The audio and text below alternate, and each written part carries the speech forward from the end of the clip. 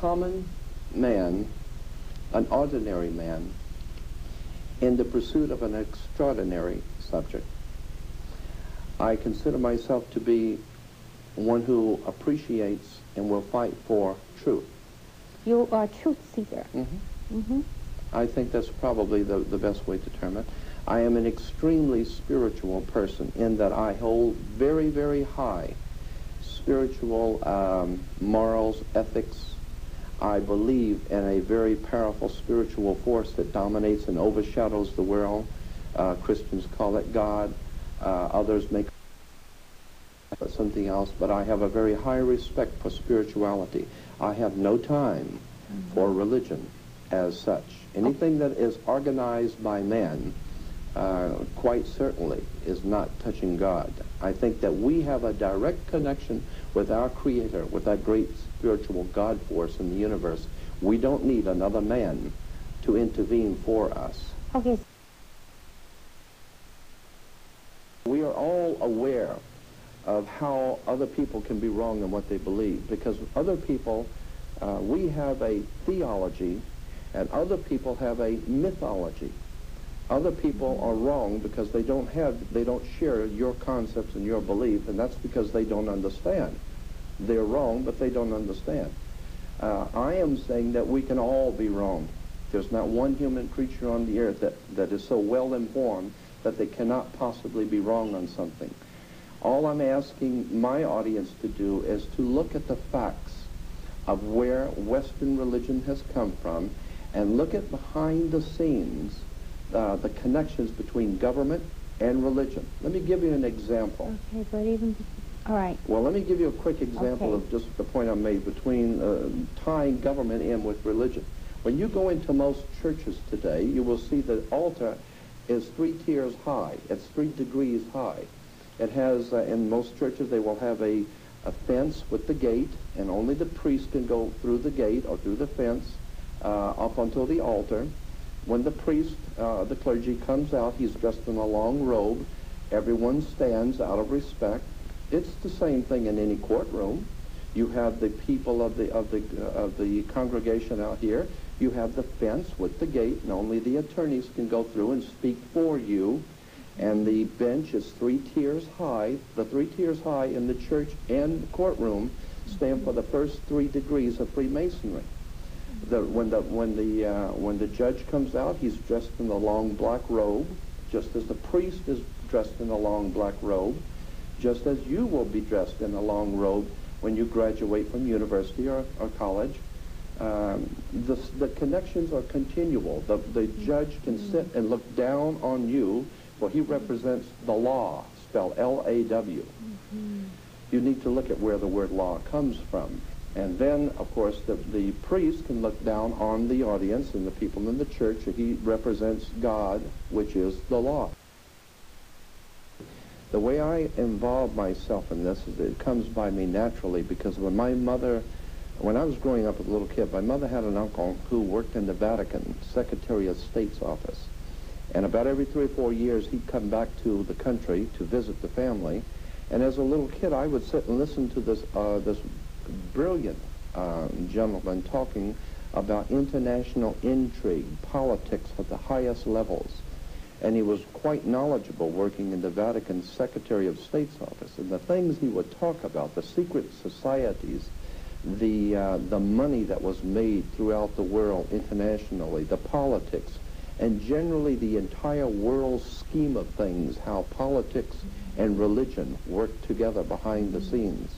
So I grew up hearing this kind of conversation, and my grandfather was a senator, my great-grandfather was a congressman. I have 2 living uncles today who are federal judges.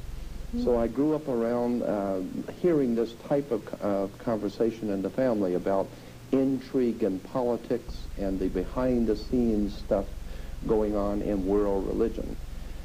At the ripe old age of 17, I decided that I wanted to find out if there was a bottom to this issue. And I began my research and study into theology and all of the arcane or occult theologies of the world. I was fascinated by some of the most powerful movements in the world, And I have come to the conclusion that there has never been on this earth a political movement that wasn't a little religious. And there's never been a religious movement in the history of the world that wasn't a little political.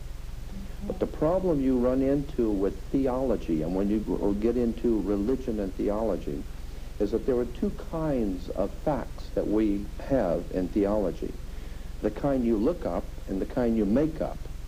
And so much of what we have been told and left to believe is true in theology and religion, especially in the Western world, is nothing more, in my opinion, than political propaganda. And I think this can be proven. But over and above the political aspect of Western religion, I am also fascinated, as this book brings out, it's just a general anthology on religion, just generally things which most people don't know about theology and religion that the church would rather you not know. For instance, I get into in particular the connection between astrotheology, which is the world's oldest religion.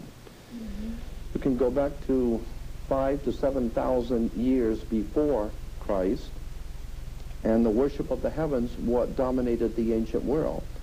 As I said, I don't believe that there are too many people today in the Western civilization who have really looked at where religion came from, where our ideas and concepts have come from, that they will find it difficult, those who have accepted the authority as truth rather than the truth as authority.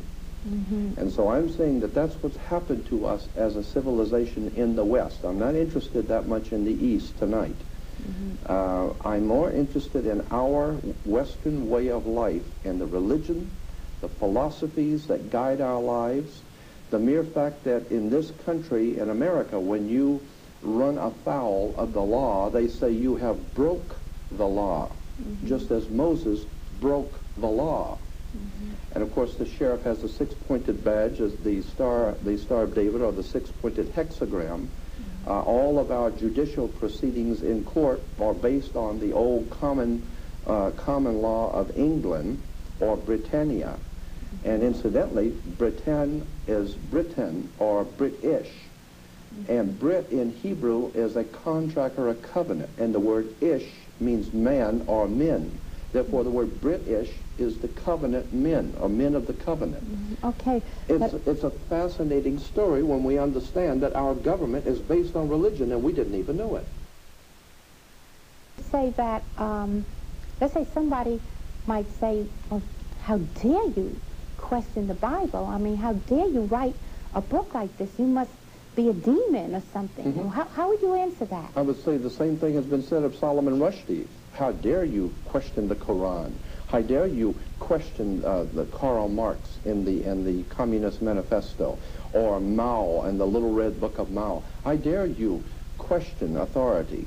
I'm saying that the man that we read about in the New Testament, the one called Jesus, if he taught us nothing, it was to question authority. Read about in the New Testament, the one called Jesus, if he taught us nothing, it was to question authority.